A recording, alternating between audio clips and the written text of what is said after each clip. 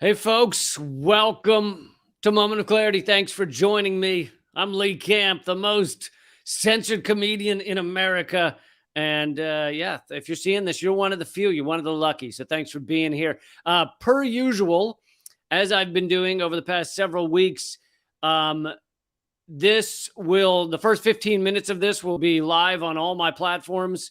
And then the rest will only be at rumble.com/Lee Camp, but it is free to watch over there. It's not behind a paywall or anything. So if you want to see the full broadcast, go to rumble.com/Lee Camp. But I've got a special guest today. One of my favorite journalists, an amazing journalist, willing to hit on the real truth, the mainstream media either won't tell you or actively tries to confuse you on, tries to manipulate on. He truly does some of the best work out there. And so if you don't know him, I hope you'll follow him after this. And if you do know him, then I'm sure you'll be excited. I'm joined by Mint Press's Alan McLeod. Hey, Alan. What's going on, Lee? How are you doing? Thanks for being here. Well, it's my pleasure. Yeah, no problem. So I wanted you on for multiple reasons. One is because I am getting ready to start a show with Mint Press, the outlet you're with, and it's contingent on whether their fundraiser is successful. So I wanted to remind everybody about that, and I'll talk more about that later. You do amazing work for them. You also do amazing work on your own Twitter as well, or your own platforms, I guess. But the other reason is just because I wanted to talk to you about several of the stories you've put out recently. You kind of, with these videos, you kind of got to pick one title. So I went with the truth about Elon Musk that you recently wrote about, his connections to the military-industrial complex. But I want to get to far more than just that, as people will see. But we will start off on Mr. Musk himself, on that foul smell himself, Mr. Musk. He's interesting. He's unique among billionaires. And even with, I know Tesla's taken a hit recently, but even with that decrease, he's still either the richest or second richest man in the world. Doesn't really matter. Hundreds of billions of dollars, insane amounts of wealth. But he's unique in that it's impressive how many people, and even people on the left, a lot of liberals, plenty of right-wingers, all seem to view him as the cool billionaire who's really looking out for everybody, and he's not trying to harm us like Bill Gates or Jeff Bezos. Elon Musk is a good guy. Some people have to even believe he's anti-war, or he's environment. And I was wondering if you could just go through some of the things you reveal in your excellent article for Mint Press. Yeah, sure. I mean, I guess it is kind of extraordinary how many people really simp for Elon Musk, how many fans he's got out there, people that say he's like a radical outsider, a renegade.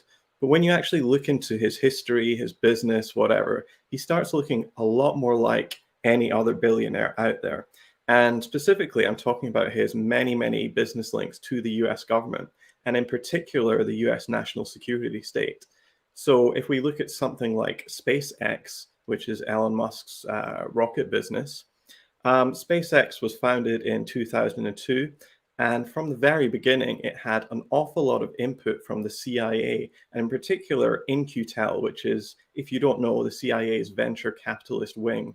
It's a business which basically goes around the world looking for tech and other startups and tries to nurture them and help them in a way that will be really good for the CIA. It's one of those things where I view it as everyone knows what money laundering is. You cover up the source of the money. It's brand laundering, where they don't want it to say it's funded by the CIA, so they say it's funded by In-Q-Tel. Yeah, I suppose so. Yeah. I mean, the CIA and the US government in general have got so many of these like technically private companies, which are very difficult to get any information about under the Freedom of Information Act. And I think that's partly by design, frankly. They're all stationed in the outskirts of Washington, D.C. and what's collectively known as Raytheon Acres. But anyway, back to In-Q-Tel. I'm specifically talking about Mike Griffin, who was the head of In-Q-Tel in the early 2000s, and who really went to war for Elon Musk, he was pounding the table saying, this guy is going to be the Henry Ford of rocket design, and we have to support him so much. Griffin would later go on to head NASA, where he would give Musk multiple enormous contracts, including Musk's first big break, which was, I believe, a $600 million contract. Don't quote me on that. It might be, actually, I think it might be in 400 million. But again, he also, arranged for another huge contract with NASA again to launch satellites into space that really kept SpaceX going in their early days. In fact, Griffin actually went with Musk to Moscow to negotiate with various, post-Soviet oligarchs to try to buy some of their rockets, their intercontinental ballistic missile technology, and bring it back to the US. That apparently failed, but the fact that he was willing to do that and be a consultant for Musk for so long really, speaks volumes. And since then, SpaceX has also contracted for the military and for various other government agencies. Because frankly, when you really talk about rocket technology, there's not many clients for, these sorts of missions. It's basically the military or NASA or some sort of domestic spying agency, frankly. Yeah, and talk a little more about those satellites, because in your article, you talk about the connection between those satellites and the war in Ukraine. Yeah, so Musk made a big deal about this at the time. He said he was doing this amazing work of charity, which was to give away all of these Starlink terminals to Ukraine and get the people back online. Now, Starlink, if you don't know, is basically a system whereby you buy a mini satellite dish and put it on your car or on your house or whatever. And for a very small radius around, you can get onto the internet because it is a direct link up to a satellite or one of 2,400 satellites actually that are revolving around the Earth in low Earth orbit all the time. And this was really heralded in the press as Elon Musk being this amazing, generous guy getting people online. Everybody can share memes. But when you, again, dig down into it, we have to start looking at who actually got these things. According to the Ukrainian government itself, of the 10,000 Starlinks that were sent to Ukraine, they only got 150,000 people online. So it's not that many people. And we know that the Ukrainian military were using these extensively for target acquisition, for things like using thermal imaging and heat cameras. And in fact, they were waxing lyrical about how these Starlink platforms were actually able to very closely target Russian vehicles and the Russian military in general, to the point where Starlink has really become an absolutely crucial part of the Ukrainian military setup. And we also know that Starlink was used, for instance, by the Azov battalion inside Mariupol, underneath these big steelworks that they've been camping out for a very long time in. And that was the connection whereby they could be interviewed by CNN live on air, for example.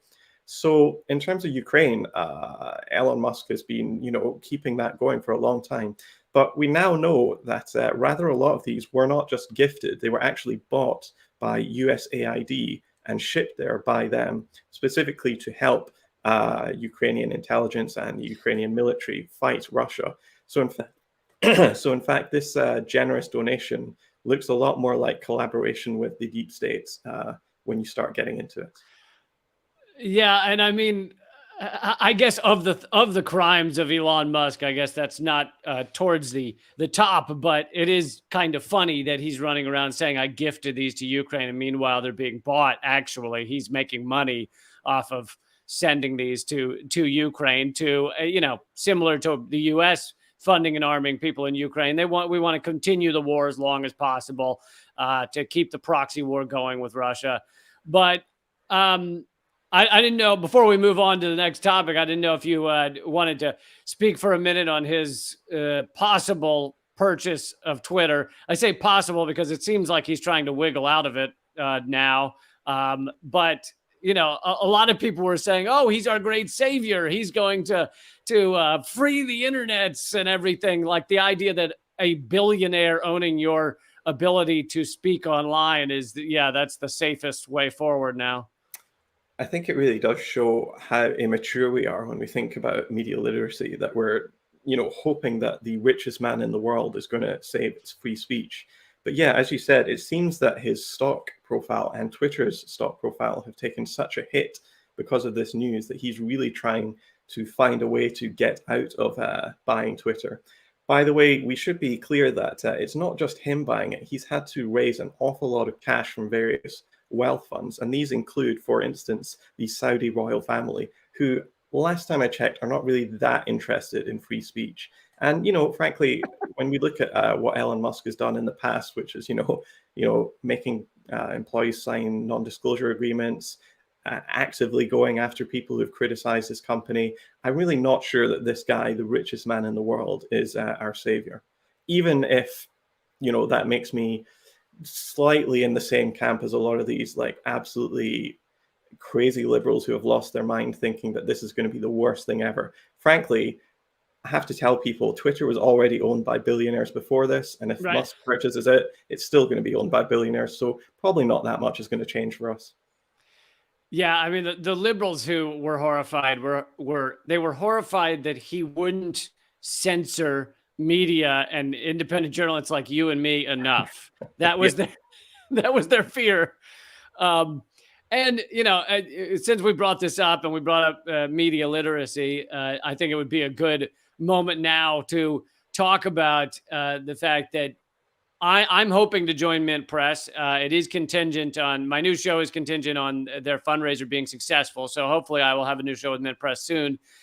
You're with Mint Press, and I think they do amazing work. And just recently, in the midst of Elon Musk buying Twitter, his initial darling creation, PayPal, censored you and Mint Press essentially simultaneously, right? Yeah, that's right. The first I heard of it was that I got an email from PayPal saying that I had broken their terms of condition and there might be some sort of dangerous payment going on, which really surprised me because this was in April and I hadn't actually received any payment from PayPal in any capacity whatsoever since last July. And I went back and looked at my bank statements. I found that I only spent around $20 in the past calendar year on PayPal, and all of it was for things like USB plugs on eBay for like $3 or $4. The last time I used it was in December 2021. So when I first got this email, I assumed that they were cutting me off because I hadn't been using the account because it's so inactive.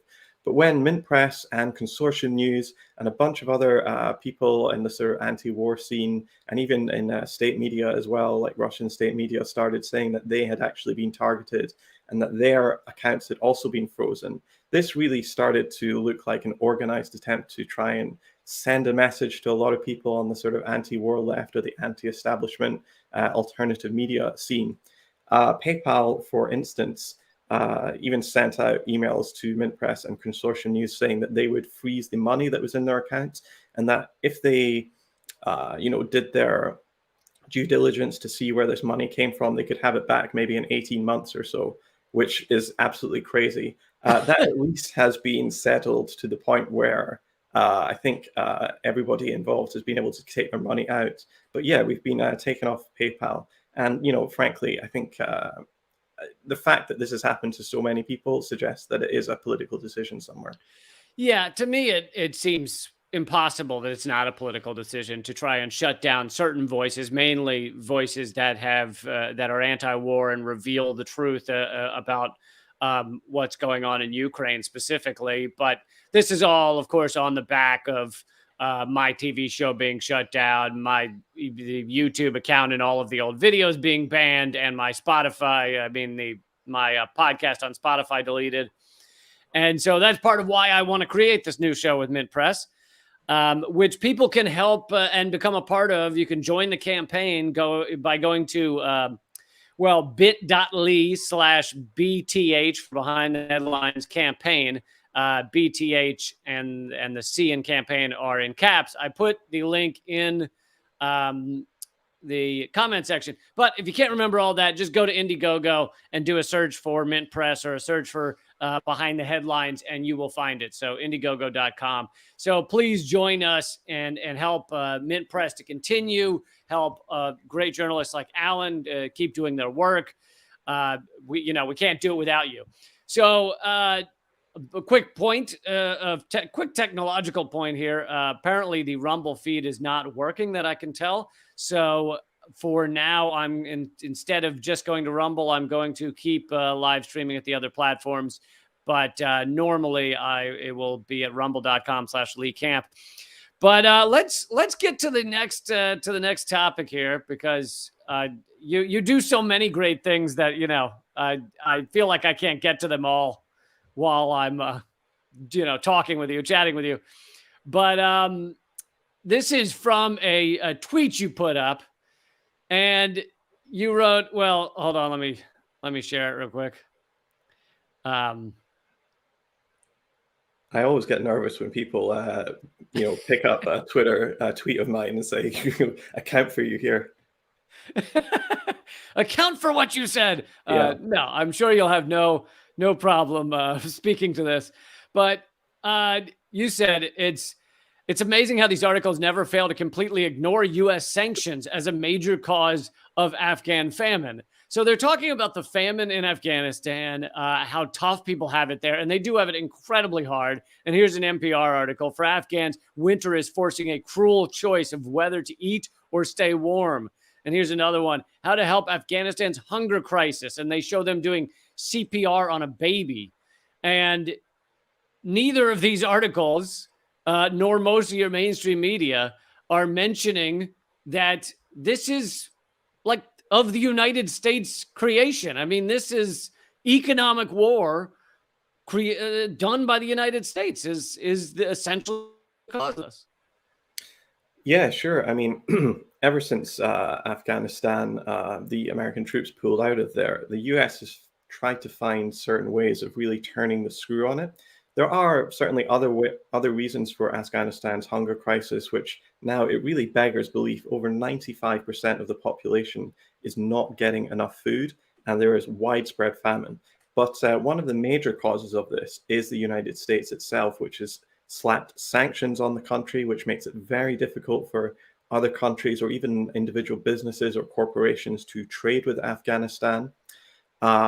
This, if it's ever talked about in the reporting in the US, tends to be referred to as the international community putting on sanctions. But I think we probably all understand what international community tends to mean. It tends to mean the US and its allies.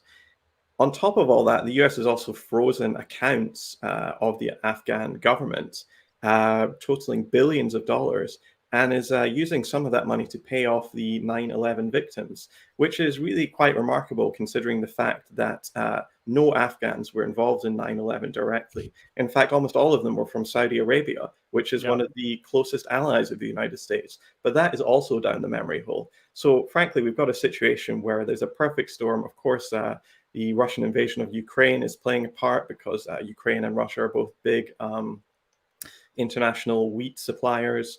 We've had bad harvest, we've had droughts, we've of course had the political turmoil and the upheaval from the US withdrawal and the Afghanistan taking over. But one of the big problems here is the US economic war, which is going on against Afghanistan. And we've seen this play out time after time in Syria and Venezuela, North Korea a bit further back, whereby countries that are under these punishing, terrible sanctions often develop crippling economic problems and have problems feeding their populations.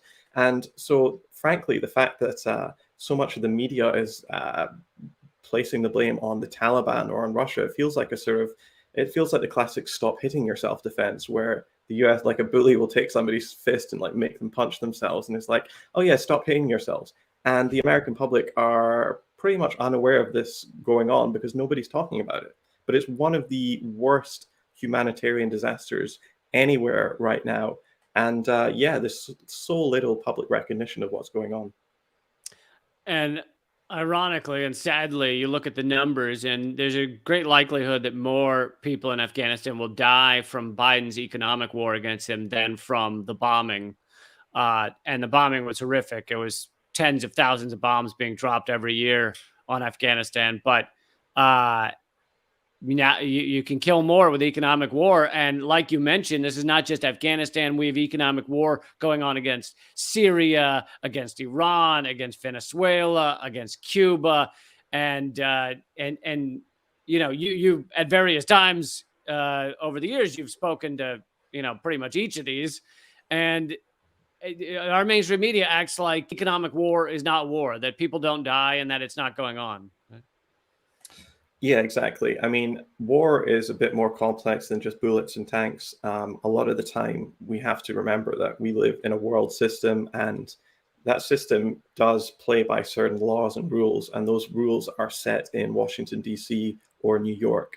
And so ultimately, if you fall afoul of the United States, they have many different methods of inflicting pain on countries or people that are not doing what they're being told to, essentially.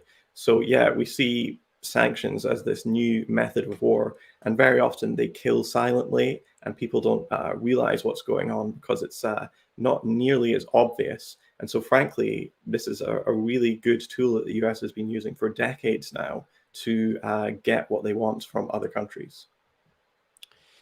To go on to another country that you recently wrote about, that of course our mainstream media doesn't speak about at all. The truth behind what we've done there is Venezuela. And you and I were just talking about economic war, but it came out recently that, well, and many people believe this to begin with, but I guess the closer to proof came out recently, that the U.S. was involved during the Trump administration with attempted coups there, with trying to create an assassination or multiple assassination attempts against Maduro. And, this is one that my radar missed as well. I didn't even realize that Mark Esper's book had spoken to this. Well, I don't blame you for not knowing, because I only found out about it from local Venezuelan media publishing in Spanish. I'm not sure there was almost any English language news about this. The revelations from Esper's piece about Black Lives Matter, or about this, and he's the former defense secretary, just to say. Yeah, that. he was the Secretary of Defense under Trump, and the whole book is basically, I mean, we've seen this many times. He's the next in line to write this tell-all book about how Trump was absolutely crazy and how he was the only adult in the room and everyone else was off their rocker, which might have been true, but the revelations about Venezuela were given virtually no play in the media, precisely because there's a sort of bipartisan consensus around what should be done there, which is overthrow the government. And so the fact that Esper admits to plotting terror campaigns, to pitching the idea of starting a new Contra-style war, whereby the United States would arm and train Venezuelan and Colombian mercenaries and then send them into Venezuela to carry out waves of terror attacks, has been given virtually no play, as I said, in the corporate media.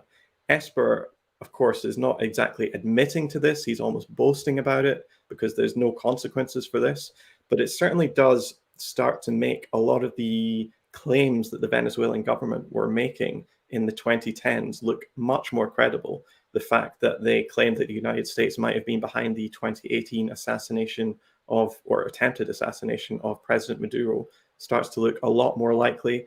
Esper's book, that was the drone during the speech, correct? That's right. Yeah. Esper's book also all but confirms that the United States was indeed involved in Operation Gideon, which was a lot of people call it the Bay of Piglets, which is where a bunch of American mercenaries, ex-Greenberries, tried to do an amphibious assault on Venezuela, landing on the beaches, and then shoot their way to the presidential palace and install Guaido as a dictator. And it is hilarious because of how it ended up. Now, if it had ended in assassination, it would not be hilarious. But it is hilarious that this fucking pathetic group of, it was a few Americans and some other mercenaries, just failed pathetically to get anywhere near assassinating Maduro and taking over the country. And it turns out that Guaido, they have paperwork. Guaido himself signed off on it.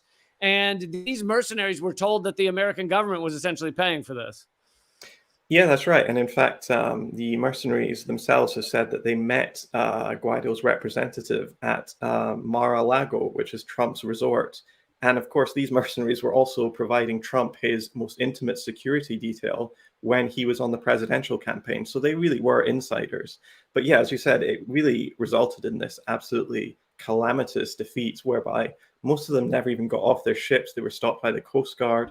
A lot of them were even stopped by local Venezuelan fishermen from like local village fishing cooperatives. That's that's when you know you fucked up in mercenary training camp, when you're stopped by fishermen. Yeah, these guys had like box cutters and like fishing knives and like really old revolvers, and they were just like shirtless fishermen out for the day trying to catch lobsters. But in fact, they caught a few Americans. And there's actually a very famous photo of one of these highly armed special forces Green Berets guys who's been put face down on the tarmac just outside the beach, and he's wet himself, and the urine is actually going up into his face because he's like face down. So that's basically what happened to them. They, in the end, did not manage to achieve power. And just like all of Guaido's attempts, they really end in a sort of fabulous and hilarious collapse. But unfortunately for the people of Venezuela, it's very real, because a lot of these economic sabotage attempts have ended in fires and explosions at their petrochemical plants, etc., which have led to blackouts and the loss of energy and electricity. And in fact, the United Nations said that the US's overall economic war against Venezuela has cost the lives of about 100,000 Venezuelans. But that is never really reported in our mainstream press. Right, right. The economic war has just been just atrocious against Venezuela. And then you also mentioned in your article that we have a political prisoner on American soil from Venezuela, a Venezuelan diplomat named Alex Saab, who was headed to Iran to secure money for the program that Venezuela has to feed those who are hungry or need food. And he was arrested off of Africa, and basically the country was doing the U.S. bidding, and then the U.S. Brought him, I think, to Florida, and now he's just rotting away because he's a Venezuelan diplomat. I mean, exactly. Yeah, that's Alex Saab you're talking about. And as you said, Iran is one of the only countries that would trade with Venezuela because they're also on this naughty list. And the US was trying to find any way it could to shut this down, as Esper makes clear in this book. And he also says that at the point that they were being that they'd apprehended him in Cabo Verde, which is a group of islands just off the west coast of Africa, they seemed paranoid that the Russians would launch some sort of assault to try and get this guy free. So they actually sent thousands of troops to Cabo Verde to stage an invasion of the country, and this was only called off at the 11th hour. So the United States could have almost invaded a country to stop somebody, being free. And so now Saab, right now, is, as you said, rotting in a Florida prison. He's on charges of corruption and money laundering. I mean, maybe he did these things, maybe he didn't. But frankly, the idea that the US government cares that Alex Saab was defrauding the Venezuelan government out of a few $1 million through laundering, that really doesn't pass the smell test, especially because the US and its allies are doing exactly the same thing. The US has frozen all of Citgo's profits, or all of its revenues from its American businesses. So the entire thing is just absolutely absurd. yeah, and on top of that, the United States has exactly zero credibility on accusations against foreign country diplomats that they're at war with, at least either hot or cold war. So yeah, any accusations coming from the United States empire against countries that they want to bring down have just zero credibility. So. Yeah, absolutely. I mean, as I said, maybe he did it, maybe he didn't. But yeah, the United States does not care about that, as it's waging economic warfare across the globe. In fact, something like between a quarter and a third of all people in the world are currently under US sanctions. That's mostly because China is a very, very populous country. All right, before I get to maybe the last one we'll have time for, I just wanted to remind people that Alan is with Mint Press. Mint Press is an amazing outlet. They're fighting endless attempts at censorship. They had their PayPal shut down recently for absolutely no reason. And there's a fundraiser going on right now for Mint Press. You can either go to mintpress.com and hit support Mint Press, or you can go to Indiegogo is where the campaign is. Indiegogo and type in a search for either Mint Press or Behind the Headlines. That's Mint, IMNT. It's under Alan there, Mint Press News. And you can find that campaign, join it. And if that campaign's successful, then I will have a new TV show with Mint Press. So I hope you see fit to go over there and become a part of it. And that is another reason that I was excited to have Alan on today. But I want to get to, well, maybe we'll have time for two more, but I don't know. I definitely want to get to this one. So this is about the assassinated Palestinian journalist or journalist who covered Palestine a lot, Shireen Abu Akleh. Did I get that right?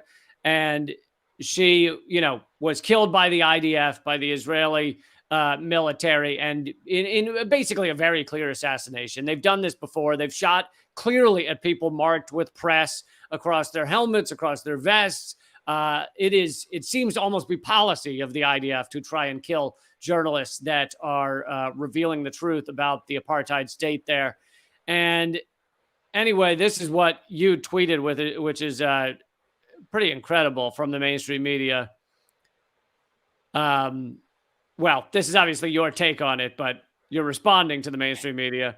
You wrote, Israel says, we love shooting journalists in the head. She was armed with a camera. Then we raided her house and attacked her funeral. Western media response is, violence erupted today in Jerusalem after a clash between Israeli soldiers and a Palestinian corpse.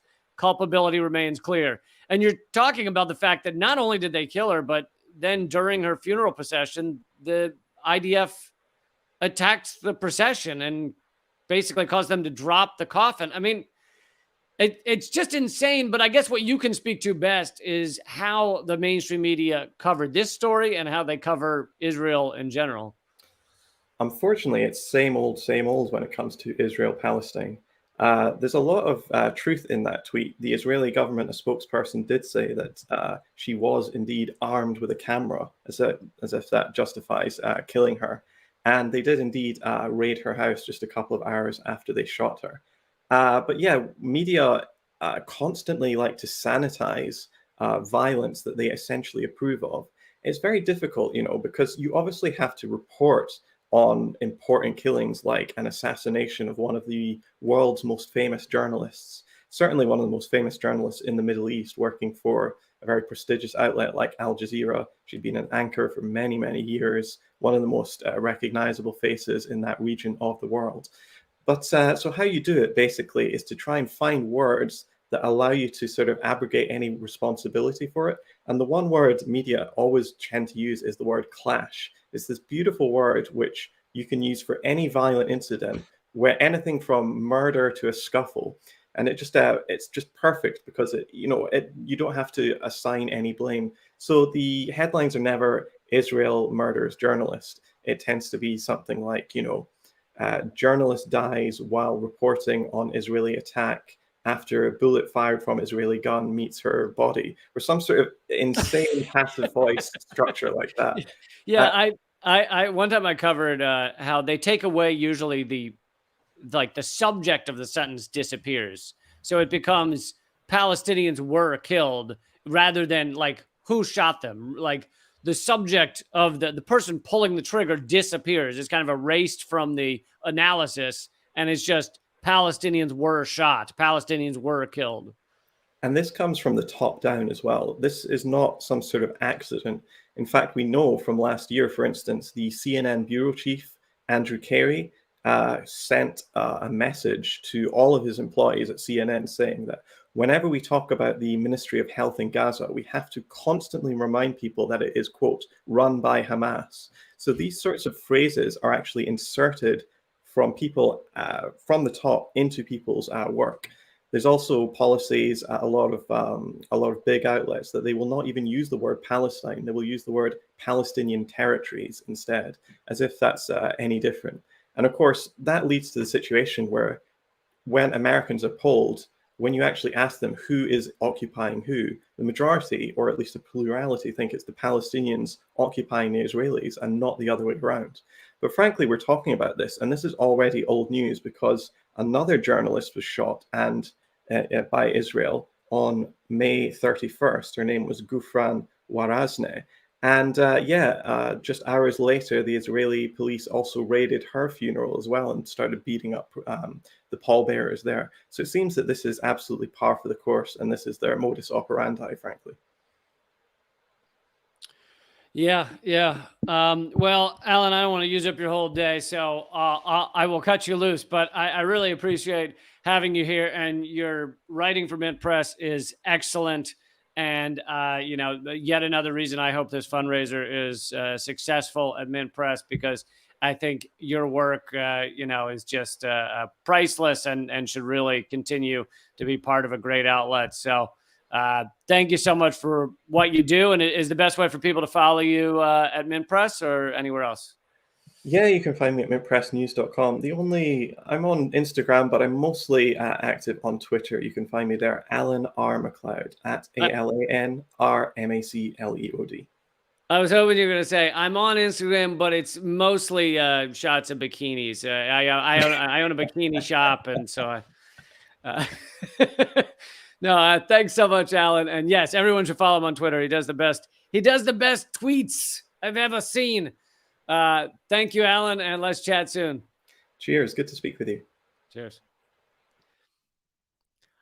All right, guys, thanks for joining me, but I'm not done. I actually want to cover one more story, so don't go away yet. And we have at least 500 people watching live, so thanks for being here. If you haven't already, please join. You can join my YouTube and my Facebook and all that stuff, but I've moved over. YouTube has already deleted my biggest channel, which was the Redacted Tonight channel. It's banned around the world. So I've got to move to somewhere that is not going to delete my stuff, and that happens to be Rumble. So rumble.com/LeeCamp. There might be a problem with the live stream today, but in general, it's great there, and they actually alert you when I have a video. See, that's the way YouTube used to work. You'd go to YouTube, you'd hit subscribe, and then they'd tell you if someone put out a video that you would subscribe to. They stopped doing that for me. They never let anyone know when my shit's happening. So if you want to find out when I have live streams, when I have videos, please go to rumble.com/LeeCamp and hit subscribe. But I want to get to one more story before you go away, before we wrap this up.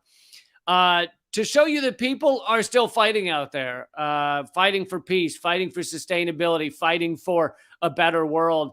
And, those of you who are part of that fight, you should know you're not alone. And you should know that what you do is important. And you should know that there's others like you out there, even if you're in cities where it doesn't feel like it. So anyway, this is just the other day in Canada. Hundreds protested and blocked entrances to North America's largest weapons fair. That's right. There's a weapons fair where they go and they look at weapons, and buyers, whoever the fuck they are, probably mainly the US government, but buyers go to the weapons fair to see what kind of new weapons they can use to kill and murder people. And it's all very fun. You get together. There's probably a pool in the hotel, so you can get together and hang out in the hot tub, right, with a couple other people that kill people. You get together with all your buddies that kill people. Hey, we all kill. Hey, you kill people too? I kill people. All right, let's hang out. Yeah, here's a pool at the hotel. Let's go there. Yeah. Or you're at your continental breakfast and you just end up chit-chatting with the guy across the table as you eat those stale muffins that the hotel gives you. And they're like, it's free. It's continental. It's free breakfast. And you're like, it's a shitty stale muffin. And you're sitting there. And then you find out, oh, he also has new and groundbreaking techniques for cleaning up large amounts of blood. And you're like, God, I've been looking into how to clean up large amounts of blood. So, because sometimes you have to whack a guy and you got like the tarp thing is it's like antiquated technology. We can do better than a tarp. And there's some kind of like sham wow for blood we could have. And he's like, I just invented the blood sham wow.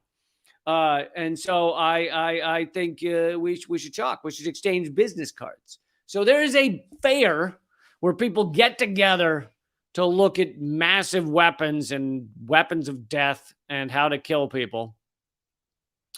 And I'll just read a little bit. This is from worldbeyondwar.org, which is a great website put together by David Swanson, a longtime anti-war activist. I've had him on the show before. This was in Ottawa. Hundreds of people have blocked access to the opening of CanSec. Anything with sec at the end fucking sucks. And whenever it has sec as part of its name, you just know they're pieces of shit.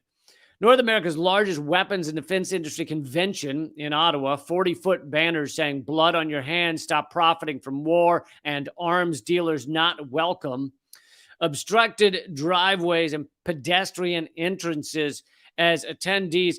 And by the way, arms dealers not welcome has got to be the most polite, we want to fucking shut down your event sign that's ever been held. You're not welcome here. We're not going to give you tea. We're not going to, I don't care that you're here. We're not going to make your tea. We're not going to give you a coffee. I know you're not welcome. You are not welcome here. It's the most polite. Should be arms dealers can fucking go to hell because you're going to be there eventually anyway. Like that's what the sign should say. But you know, anti-war people often very polite, so arms dealers not welcome. Obstructed driveways and pedestrian entrances at attendees attempted to register for and enter the convention center immediately before Canadian Defense Minister Anita Anand was slated to give the opening keynote address. Here's a quote from one of them. The same conflicts around the world, which have brought misery to millions, have brought record profits to arms manufacturers this year, said Rachel Small, an organizer. These war profiteers have blood on their hands, and we are making it impossible for anyone to attend their weapons fair without directly confronting the violence and bloodshed they are complicit in. We're disrupting CanSec in solidarity with the millions of people around the world who are being killed, who are suffering, who are being displaced as a result of the weapons sold and military deals made by people and corporations inside this convention. While more than 6 million refugees fled Ukraine this year, while more than 400,000 civilians have been killed in 7 years of war in Yemen, while at least 13 Palestinian children were killed in the West Bank since the start of 2022. That's just the children, by the way. The weapons companies sponsoring and exhibiting in CanSec are raking in record billions in profits. They are the only people who win these wars. Excellent statement from them, and you get the point. And, you know, the reason this is important is because they interrupted things, right? They didn't call the town and say, hey, we'd like to have a little chant outside your place for a couple of minutes. Is it okay? Is there a little fenced-in area we could go, a little freedom of speech zone we can hang out in and chat with each other? No, they just showed up and they started blocking entrances and blocking doors and blocking roads. And that's the only way that you have any impact is when you interrupt business as usual. And, you know, I don't know whether this will have a larger impact, but I can tell you one thing, the let's get together in the free speech zone and get a little permit from the police that told us it was okay to stand there. That has never done shit. That has never done a goddamn thing, never changed anything. So this, you know, this is awesome. Good for them. And, you know, if any of them are watching or listening, or you know any of them who were there, please tell them, fucking fight on, keep fighting, don't stop, and down with weapons contractors, down with war profiteers, which now rule our countries. They rule Canada, they rule the United States, and these people make billions of dollars a year on the selling of weapons to create more war, to create more death. I mean, the Ukraine proxy war alone has enriched weapon makers of all kinds. And again, I say this every time in case anyone's a little confused. I am not for the Russian invasion. I'm opposed to the Russian invasion. I'm opposed to all war. But it is a proxy war. It's the U.S. versus Russia using Ukrainians as cannon fodder. That's what's going on right now. And it's despicable. And they're making billions. They're making billions. And Paul would like to tell everyone I'm Canadian. No, I am not. Thank you for saying that, though. someone in the comment thread says I'm Canadian, but born and raised in the United States. And descended by former oligarchs like George Washington. And the oligarch of football, American football, Walter Camp, the guy who invented American football, Walter Camp, my great grandfather. So you can't be fucking more American than the guy who invented football. God damn it. All right. Well, folks, as you saw earlier, Alan McLeod is at Mint Press. I'm hoping to start a show with Mint Press, but it won't happen unless their fundraiser is successful. And I'm sending you the link right now in the comments section. If you don't see that comment in the comment section, then just go to Indiegogo.com and type in Mint Press. That's MINTPRESS, and you should find it. You can also type in Behind the Headlines, which is the name of their video platform. So thank you so much for joining me. I hope you will do that. I hope you will be a part of the campaign. You also get all kinds of great perks. There's like books and tote bags and all kinds of things. Oh, you can get if you donate, you can get the Project Censored book. Project Censored, an amazing outlet, and they put out an incredible book every year of the 25 most censored stories of the year, and you would love it. So check that out. And without further ado, keep fighting.